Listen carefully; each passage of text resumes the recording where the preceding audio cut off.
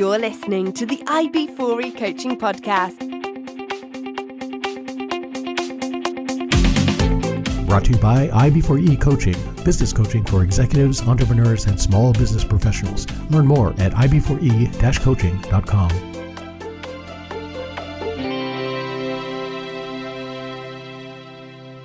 Hey, Coach Harlan here. Welcome back to the podcast. Hope you're having just a phenomenal week. I'm having a great week, and I'm excited to introduce you to my guest today. Please help me welcome Stacey Chazin. Stacey Chazin, founder of the I Factor, is a dynamic leadership development coach and a proud introvert who is rewriting the narrative on introversion. Having grappled with societal expectations that favored extraversion, Stacey underwent a remarkable transformation.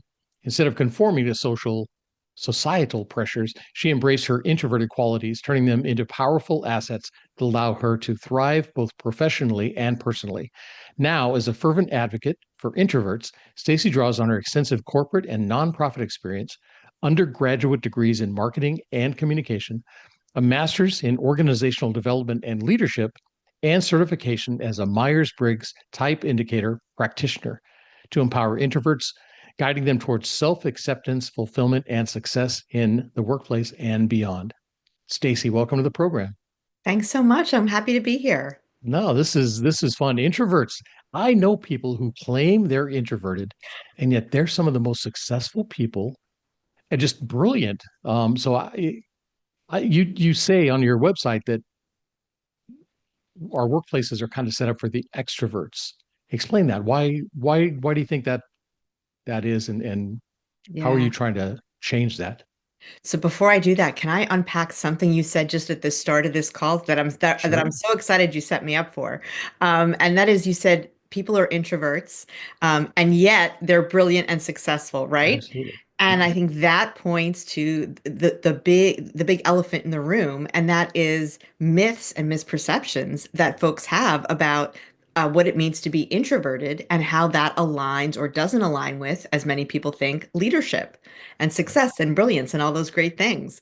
And and that speaks to why workplaces are set up to favor extroverts, right? That we traditionally and just really steeped within us, whether we learn it in business school or we learn it on the job or in society at large, probably all of the above, we hear and see the messages that traits that are typically aligned with extroversion, like being loud, having an immediate idea, networking, having really shining when you're in a big room of people and flitting from person to person, that kind of dynamic presence that people make, that's what we associate with success, with someone who we think that person's a leader, that person's brilliant or creative or innovative.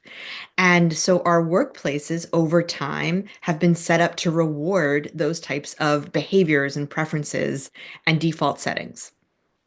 Wow. Yeah, when you think about it, you think about those gregarious, boisterous, bombastic type people that are always out in front. And you think that they're the ones that are kind of taking over the world, right? Wow. Exactly. And so corporate America, are they looking at those people as leaders just because they're fearless, getting out there, or is that what's going on? Yeah, well, it's a few things. One is the bias that we all have to hire, reward, promote people who are like us. If the default already is that this bias has built up over time, more senior level leaders are extroverts than introverts. The statistics I've seen are about half the population worldwide is introverted versus extroverted. In senior leadership, only 2 to 4% of senior leaders are introverted. Wow. So that's a really deeply entrenched bias that's taken hold of our workplaces. So one is you have extroverts who are by far dominating senior leadership roles. And there's this inherent bias to, like I said, reward people, promote people, hire people who are like us, whether it's related to our introversion or extroversion or some other skill, behavior, experience level, et cetera. Right. And that old saying, the squeaky wheel gets the grease, right? Is it that the introverts are a little quieter, a little softer spoken, and so they're just being passed over? Yeah, so we're not as comfortable speaking up immediately in the moment with ideas. Introverts, one of the strengths we have is we come up with our best ideas when we have time to think deeply, to sit with an idea, to sit with a question.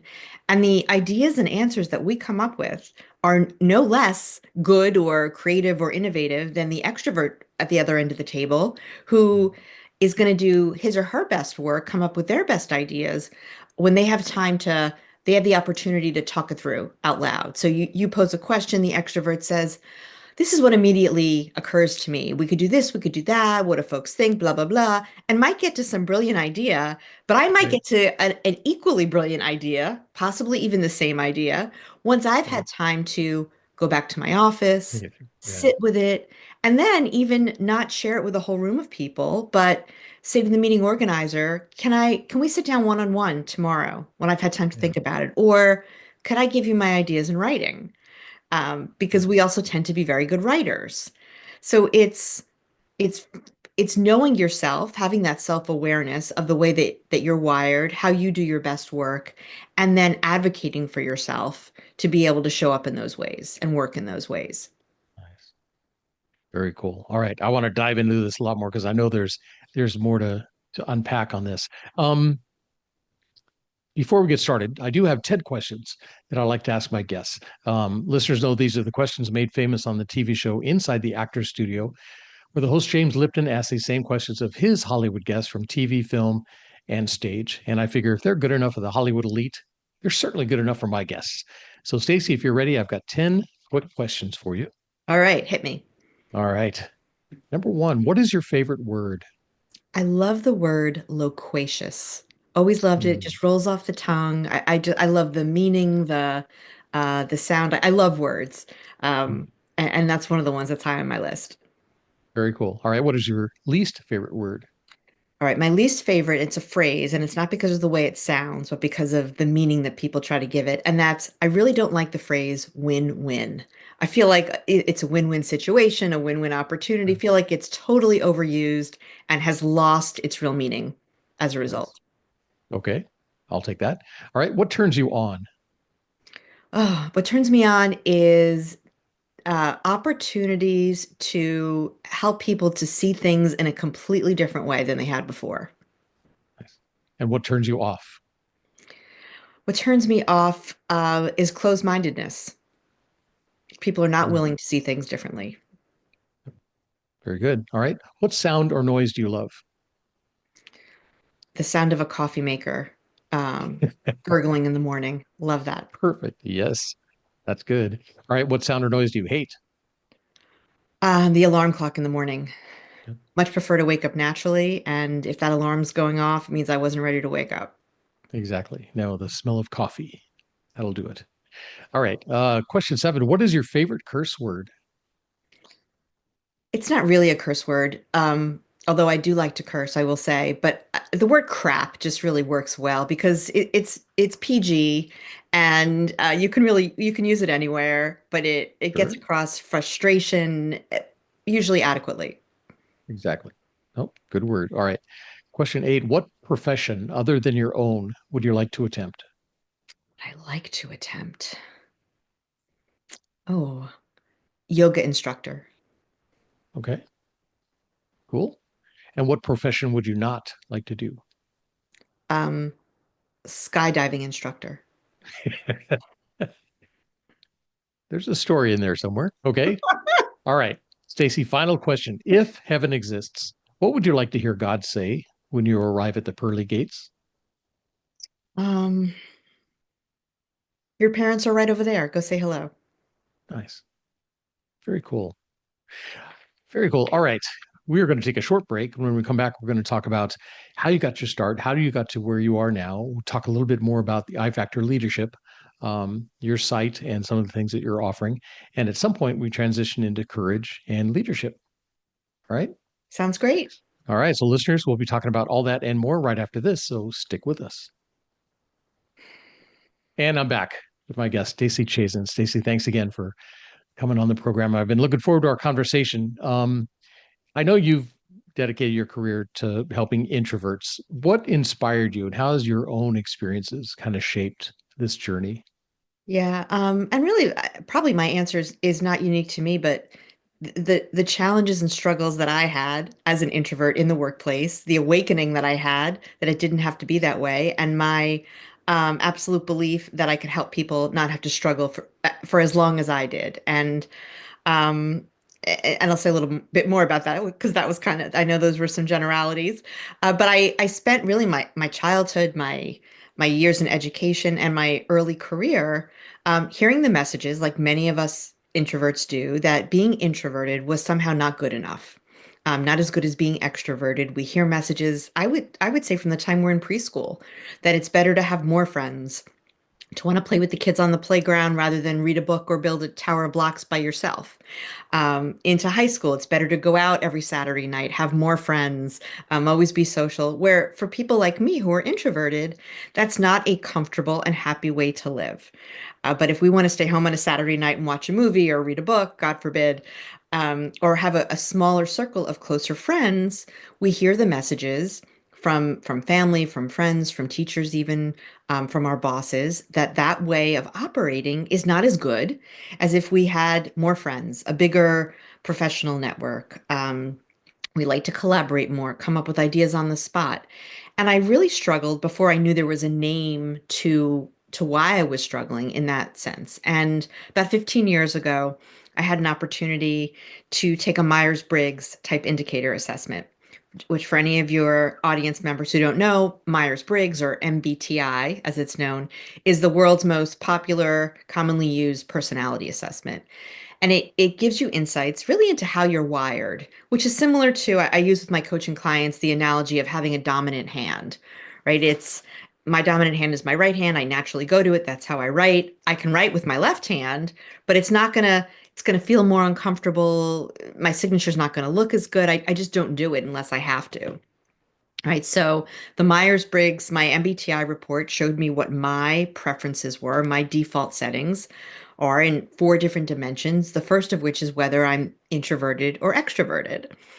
And just definitionally, when we talk about introversion or extroversion, that refers to how we get energy and lose energy with the world. So The big extrovert, misconception, isn't it? That yep, people think that extrovert means you're outgoing and introvert means yep. you're quiet, and but that's not it. It's where you get energized, how you pull your That's strength from them. exactly right. Yeah. Right. So I can be with people, I can be in a large group of people, but if I'm spending more time doing that than recharging on my own, over time I'm going to be drained and burn out, which is not a good thing. So I did this Myers-Briggs assessment and I received this report that was a narrative basically of how I'm wired. And when I read it the first time, I told someone this is like a window to my soul. Right? Yeah. How did they get me so right? And these are the validated tool. So they know what they're doing. And it started to open my eyes to not only the fact that all of these traits I have are not things to be overcome, but things to be amplified. It also made me see that the people I work with, because our team got together after we got our reports and we had a leadership coach do a workshop where we got to learn about each other and one another's profiles. And it made me realize that the person across the hall from me, it made me say, "Oh, we have opposite letters in Myers-Briggs. That's why you drive me crazy." Right. And I shouldn't think that she was any less than I am, and she shouldn't think I am less than her. But when you begin to appreciate, it's not that someone doesn't have an attention to detail because they're lazy, or they don't like a plan because they're just not good with deadlines. You see that everyone approaches things differently. And when you accept and embrace those differences, you're going to have a stronger team. So I say the beauty's in the alphabet soup. You want to have a mix of Yeah. letters, of Myers-Briggs Absolutely. letters on your team. So I went through this Yeah. experience, and as I went through my career, I began to see the more I leaned into my introversion and the happier I was, the more successful I was, instead of pretending to be someone I wasn't. I was contributing better, people were appreciating me more, and I was happier. And I was getting recognized for what I did, not what I wasn't. Nice. So what type of, I guess, strengths, qualities do introverted leaders bring to the table? My favorite question. So I'll start with one that I think is a beautiful one, and that is we are generally highly empathetic. And I do want to offer a disclaimer. I'm talking in generality, so these do not apply to every single person who is introverted. But on average, on the whole, these are traits associated with introversion. So Okay. empathetic. We're very good at reading body language, facial expressions, understanding what people are going through, picking up on nuances. So it really helps us to identify what a person's priorities are, what are their values. If there's a situation of conflict going on, and this is a related one, we tend to be very good at resolving conflict. We tap into our empathy, and we can see how do I advance a solution here that's going to Sure. align with each of these two people's values and their priorities, because I can tap into those. I'm picking up on those. So that's a really Nice. important one. I think that leaders need to have. Nice. And kind of reading the room. When you come into a Yep. room, do you feel the energy and kind of know where those Yeah. potential points are? Okay. Yes. Nice. I don't want to be in that room for too long because I'm Yeah. introverted. But yes. And no one's ever asked me that before. But yeah, that is Nice. I do feel that very much so. And I think that's true of other introverts as well. I'm thinking my wife, a lot of the traits you're talking about, she definitely ex, what word am I looking for? Demonstrates those type of things, right? She'll walk into a room and just sit there and she goes, "Oh, that guy's going to be trouble." Oh It's yeah, I like, can do that. what are you talking about, right? Because we're consultants, so we go to these different client sites and we're helping them, Yeah. big town hall type meetings or something like that. And we're looking around the room trying to see who's nodding their heads to agree, but she's looking at them, getting a feel for their body language. That person doesn't agree, and they're going to be somebody that we're going to have to really, bring on board if we're going to hope Hmm. to push this through because that person carries a lot of weight. Everybody's looking at that person. She just notices all this stuff. And so I wonder, Yeah. yeah, that's awesome. I will say, and I actually hadn't thought about this before, but I also know in myself that I've always been very good when when there's a new hire at an organization or a team that I'm engaging with. I've always been very good at predicting whether or not the person was going to be successful in the role. And it's not based on the resume because I'm often involved in, yeah, I think we should hire this person. And it's very hard, I think, interviewing. You miss out on things because people show up as their best Yeah. selves and whatnot. But I've always had a sense for when someone is going to be successful in a role or not. And that's good and bad, right? When I realize early on that it's not, it's like, oh boy, we're Yeah. in for something. But I do Well, think that is related to that empathy, that picking up on nonverbal cues and yeah. context. Now, when you say they show up as their best selves, are they coming in thinking they have to be extroverted? They have to be more gregarious than normal? Well, interesting. You're taking it in that direction. Yeah, I hadn't even meant the introversion or extroversion, but that is another really important point. What I meant was you show up, people get good at hiding Oh, yeah. their shortcomings in an interview, but Sure. interviewing is actually generally very difficult for introverts Hmm. because the early impressions are so important. So there's a statistic, I think it's 60% of hiring decisions are largely informed by the impression made in the first interview Wow. and that friendliness in particular. And Hmm. so for introverts, we take a little longer to warm up. Yeah. So that puts introverts at a disadvantage in the hiring process for sure. Wow.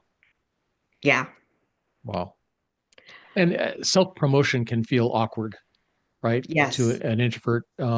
Any tips on how they can be better about, because you want to, without being overly um, gregarious, right? Or bragging, you want to show these are my strengths. Here's what Yep. I can do. Here's what I have done in the past. But that feels kind of awkward, I guess, for the introvert. How do It you does. coach them through that? Yeah. So all the coaching I do and the strategies I teach, they're all rooted in helping introverts to tap into their strengths to do whatever it is. And the approach I use is a framework called appreciative coaching, which is Okay. all focused on helping individuals identify the best of who they are, what's known as their positive core.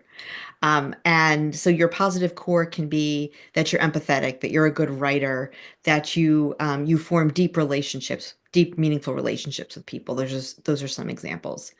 Mhm. So you take your positive core And when you think about something like self-promotion, all right, so how do you do that in a way that is not only going to demonstrate your strengths, including those associated with your introversion, but to do it in a way that taps into your introversion? Mm. And what I mean by that is, yes, you are not going to get up in front of a room full of people and say, "Hey, look at this report I wrote," or "Hey, I just got this new client, aren't I great?" Nothing like that. But it's as an introvert, some ways you might want to do this is keep a list of your accomplishments throughout the year. Have a monthly check-in with your manager, which maybe you do already. And Nice. during those meetings, take an opportunity to share some things you're proud of.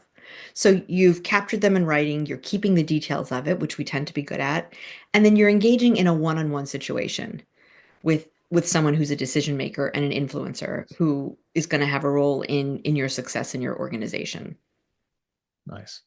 That's a big one. And I would Very even cool. go so Yeah. far as to name that the reason you were able to achieve what you did, name the traits you have. Right? You could say, like, Sarah, you know that I'm very comfortable in situations of conflict resolution. I'm very good at reading the room. And this allowed me to do X, Y, or Z. Nice. Yeah, because you want them to find their voice. You don't want them to, Yes. especially when you're coming in front of the boss to kind of talk, have hopefully they're not an annual review. Hopefully they're on ongoing basis, right? But you want to be able to Mhm. say, these are my strengths. This is what I've done. This is what I've been able to accomplish, right? And feel good about doing that, and not that you're bragging, because I there's Exactly. bragging to me. Bragging is boisterous without anything to back it up. You know what I mean? Yes. Yeah. Yeah. Hmm. Interesting. Um, you've got a master class from invisible to influential. Is that the one? Do you have one? My master class, that happened already but Okay, that what I one's gone. do have is I have an on-demand program that's called the Introverts Leadership Formula. Nice. And what that is it's a self-paced video series that offers strategies that introverts can use, all rooted in their strengths. And the strategies are broken across three different modules. One is focused on becoming a more powerful communicator. And again, as you might guess, it's not standing up in front of a room shouting or talking all the time, but using your positive core, your strengths as an introvert to be more effective, powerful, persuasive in ways that are gonna get you recognized at work. The next module focuses on preventing burnout. So, like you and I talked about earlier, if you, as an introvert, are constantly in situations that are sapping your energy, like most of us are Yep. in workplaces, over time, you're going to have physical, emotional, psychological symptoms of burnout, and you're not going to be able to do your best work, and you're not going to feel so good. Yeah. And then the next module is how you advocate for yourself. How do you ask for a raise, a promotion, a flexible work arrangement, whatever it is, all in Yeah. ways, again, that tap into your strengths as an introvert and increase the likelihood that you're going to get a yes. Nice. Very cool. And that is available on your website, correct? It is ifactorleadership.com. And if you go to the top, you'll see a whole host of services. And one of those is the on-demand course. You can also find out about my private coaching. And then I also offer a Myers-Briggs type indicator assessment. If folks are Oh, cool. interested in what their Myers-Briggs profile is, I can help you with that and with a private coaching session along with that to help you to figure out how do you use your findings to be more comfortable, confident, and effective at work. Nice. So the Myers-Briggs, they can do that online and you get the results and then set up a meeting with them, If or if yeah. they enroll in the program, then I'll send them a link to Nice. complete the Myers-Briggs assessment, and then we have a meeting where I go through the results with them. Nice. Very cool. I Yeah. took the Myers-Briggs years ago and then took it again just about 5 or so years back. Yeah. They were so similar. Yeah. It's like you don't really change, right? I know a lot of them are kind of situational. This is more baseline, Yes. root cause, right? Yes. It stays really, really consistent. Yeah, because it's how you're wired. Yeah. And you might have experiences or be in environments that are going to change the way you show up based on your Myers-Briggs profile, but that fundamental, like it's in your DNA. That should not change over the course of your life. Nice. Very cool. Um, let's talk about courage for a minute. We talk about different types of courage that leaders have to tap into, but we all do, right? You mentioned empathetic courage. That's huge, especially for leaders to have that empathy to be able to understand what somebody else is going through and work with them on that level. There's emotional intelligence, disciplined courage, and then intellectual courage. Yeah. The ability to say I don't know. Yep. And for some people, that's tough, right? To say I don't know. A lot of leaders think they need to be the smartest person in the room, and that's not always necessary. Um, and then we talk about where you find the courage. Where did you find the courage to break, maybe not break out of being an introvert, but to use that power, that superpower, to then Hmm. help others through that in corporate American life and school? Yeah. Where did that come from? Where did that courage come from? I had an experience, and I'm going to use air quotes, when I hit rock bottom. And I'm going to say rock bottom because this was this was not a really bad situation, but here's what happened. So it was 2016, October of 2016, and I remember because it was right before the presidential election. And I was talking to someone about the election that day. And I was at a conference of about 500 people in Phoenix, Arizona. And then during the lunch break, one of the organizers came over to me and said, "Hey, when everyone gets back from lunch, we're gonna have a flash mob up on the stage that's gonna start dancing to get people energized for the day. Would you be a part of it?" And this was someone I knew. Introverts tend to be pleasers, and so and I thought that, yeah, if I were a true leader, I'd say yes. I'd show I'm game for anything. I'd go up on the stage and take part. So even though I am not a good dancer, I hate to dance. Probably those two things are related. And the idea of 500 sets of eyes on me doing that on the stage was pretty horrifying. I said yes. So I did it. It was probably worse than I thought it was going to be even. And as soon as it was over, I fled the room and I hung out in the ladies' room for about an hour because I was physically uncomfortable. It was such an uncomfortable experience for me. And when I finally emerged from the stall, I looked at myself in the mirror and I said, "What are you doing? Why did you say yes? You knew you shouldn't say yes." And that was just my moment where I realized, enough is enough. No good is coming. I had already had this early realizations about my introversion and how it was holding me back or how I was letting it hold me back. And I decided that's it. And I started diving into leadership development some more and learning more about what does it mean to be introverted? How can people leverage those gifts? I got so enraptured with it that I decided to go back to school and get a master's in organizational development and leadership. And when I finished that program, I realized that in retrospect, the theme of the program really was leading from a place of self-awareness. And that pertains not just to my introversion or a person's introversion, but knowing who you are all around. How do you make decisions? How do you plan or not plan? How do you take in information? All things that are covered by Myers-Briggs. And it just really launched me on, I need to fix this for myself. And then all of a sudden, not all of a sudden, it was a few years, but I found myself now I have the tools not only to do that for myself, but to help other people. Nice. And so that's how I got here. And being a coach now for people who are introverted, it gets me out of bed in the morning. And like I Oh, said I bet. Yeah. earlier, one of the most exciting things for me is when people start to see that their introversion, not only is it not a hindrance, but it's a gift. Yeah. Absolutely. Absolutely.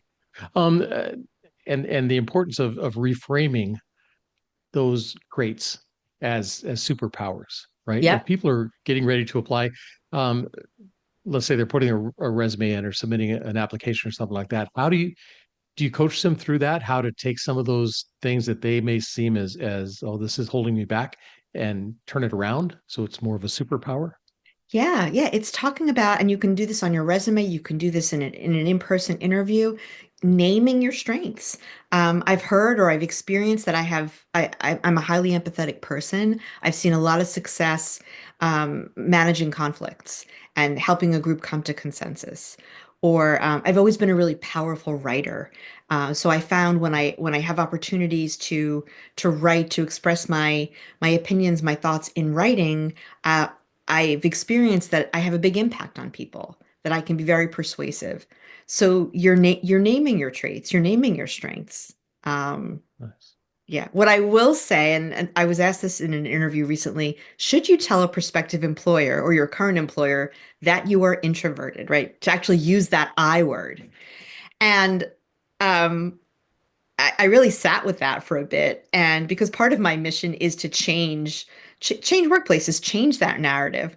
At the same time, there's still so much stigma associated with being introverted that Mm. if you're being interviewed, I might hesitate to use the word because I think people will come to false conclusions, perhaps about what that means about you. But perhaps maybe when you've been working for a while and you've been successful in showing how you contribute to lean into that a little more. Yeah. Interesting.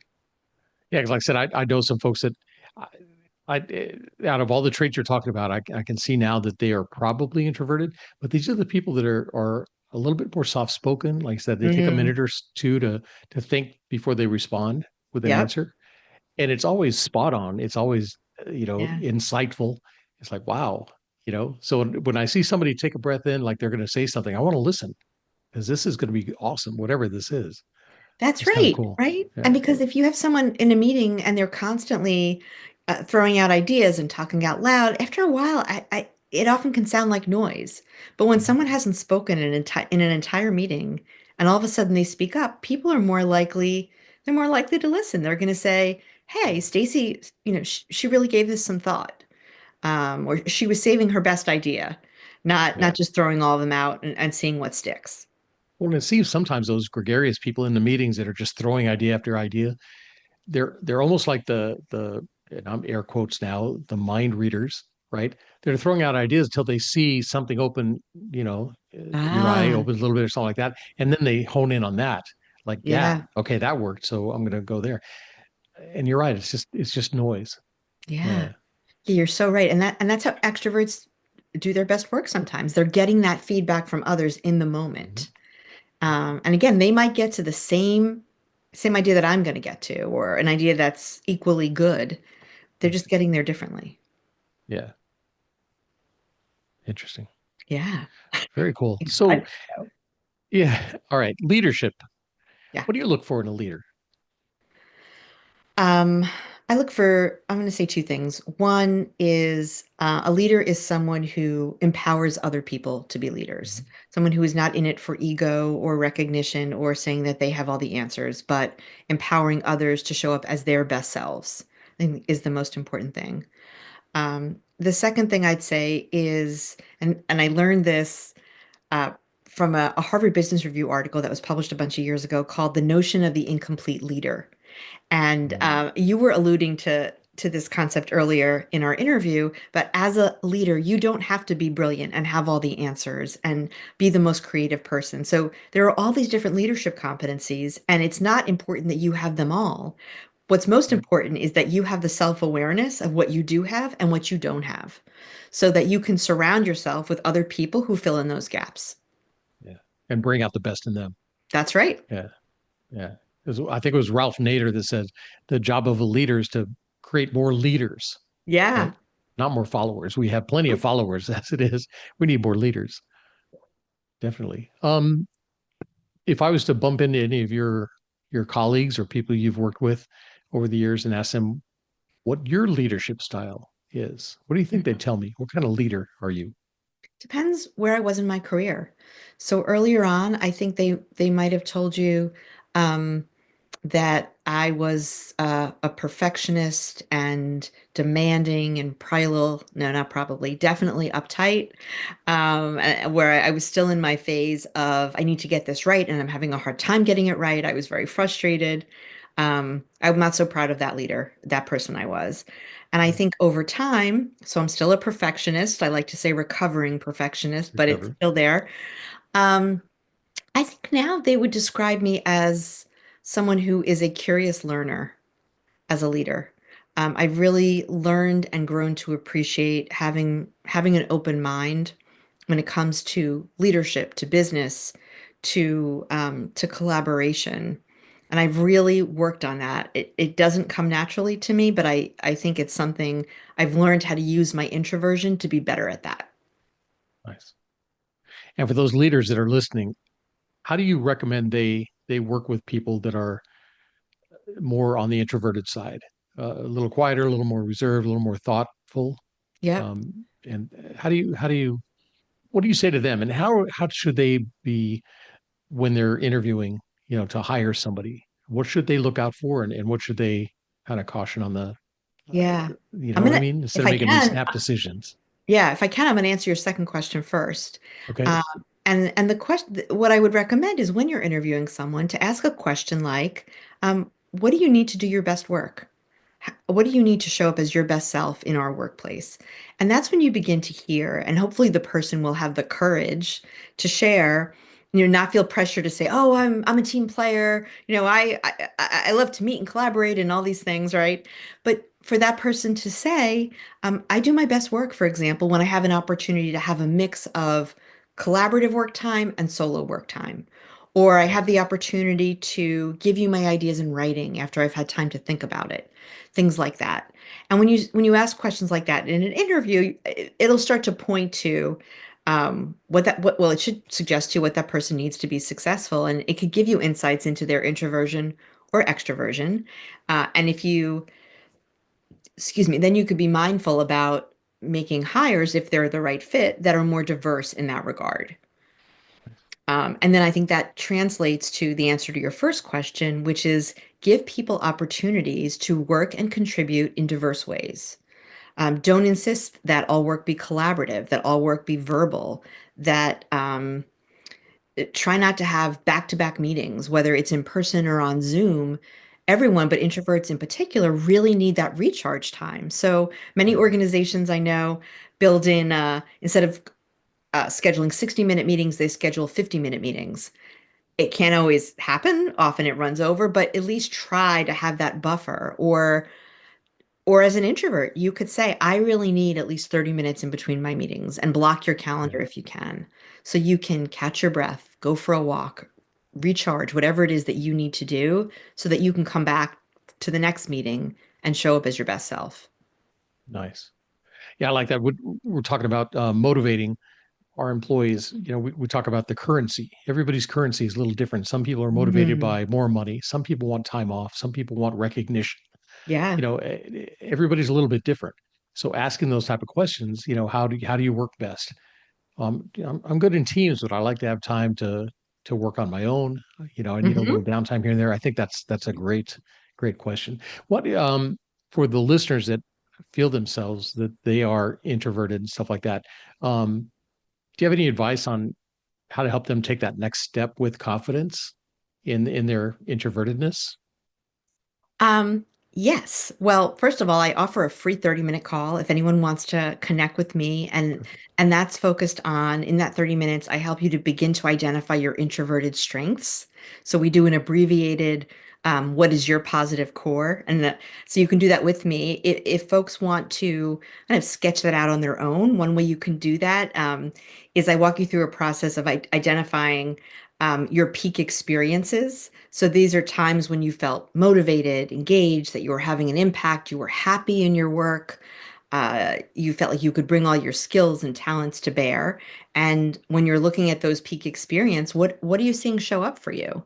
Right? You might be seeing, hey, every time I felt really great about my work, I was writing. I had an opportunity to write, or I had an opportunity to be really creative. Whatever it is, and you can start to see, okay, that's what may make up my positive core. And now how can I find opportunities in my workplace, in my job, in my life to be using that positive core? And maybe it's as simple as taking a creative writing class, right? Or volunteering for a community-based organization, volunteering to help them write their newsletter. Or it could be something in your workplace. Could you curate a blog? Could you write a um, monthly reflections for your team? Whatever it is. And when you start to show up and show your team members, show your boss how using those skills, using those talents, look at the magic that happens. Look what I can produce. They'll begin to recognize you for it. Very cool. Good ideas. So this has been eye-opening for me. I mean, because like I said, for a long time I had the misconception that extroverts were outgoing people that it's all about how they like to be the life of the party. They're up in front of everybody. They're always on stage. They're always with the Yeah. microphone. And introverts are the wallflowers. They kind of stand off to the back, kind of Yep. shying away. And really, that's not it. It's where you go, where you feel you get your power from. Because I know after I was doing corporate training for a while. You're up in front of people doing all the song dance all day. That's exhausting. I just want to come home and sit in my big leather chair, grab the guitar, just kind of sit back and just chill for a Yep. while. And then I Yep. feel like, okay, I could go on. I've got another 4 or 5 hours of energy now. Um, so yeah, I love the way that you've explained all this stuff, and I think this is fascinating stuff. If people want to find out more about you and about your programs that you offer and introvertedness, where can they do that? What's your website again? My website is ifactorleadership.com. Okay. And they can also find me on LinkedIn at Okay. iFactorLeadership. But the website's a great place to start. You can schedule your free 30-minute call and then also get information about private coaching, the on-demand program, which is called the Introverts Leadership Formula. And if you just want to dip your toes in it and take a Myers-Briggs assessment and talk about how you can really use that to show up and build your confidence, I would love to help you with that. Awesome. Very cool. Good stuff. Stacey, this has been great. Thank you so much My for coming on pleasure, the Coach program. Harlan. Thank Yeah. you. This has been awesome. Very cool. All right, listeners, hope you guys were taking notes. I've got all kinds of notes I'm taking, and I'm going to listen to this podcast again because I know I've missed some stuff. But this is fascinating stuff. Yeah, don't shy away from your introvertedness. It is a superpower if you use it right, and if you know how to present yourself with it. Definitely do that in your work life. Check out Stacey's website. I'll have all the links down in the show notes, so you can connect with her on LinkedIn and learn more. Wow. Again, very cool. Thank you so much. Thank you. And listeners, share this episode with your family, friends, colleagues, anybody you know who could benefit from this. And stick around because there's always more coming. And that's it for me, Coach Harlan, saying so long for now.